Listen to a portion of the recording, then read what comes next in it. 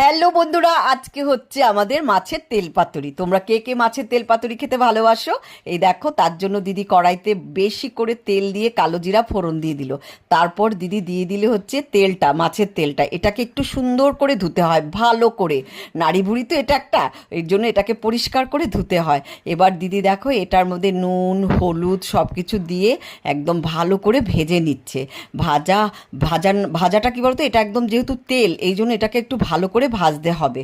এখানে হলুদ লঙ্কার গুঁড়ো নুন টুন দিয়ে একদম লাল লাল করে দিদি ভেজে নিচ্ছে। ভাজা হওয়ার পরই দিদি এখানে যা যা সবজি দেওয়ার, সেটা হচ্ছে বেগুন আর আলু। আমরা বেগুন আর আলুটা দিয়ে হচ্ছে তেল পাতুরি বিশেষ করে করি, কারণ এটা অনেকে পেঁয়াজ দিয়েও করে। আমরা পেঁয়াজ দিয়ে করিনি, দিদি লঙ্কা বাটা আর আদা বাটা দিয়ে দিল। এখানে আমরা একদম নিরামিষভাবেই করলাম। নিরামিষ বলতে মানে ওই পেঁয়াজ রসুন ছাড়া। দেখো কি সুন্দর লাল লাল করে ভাজা হয়ে গেছে।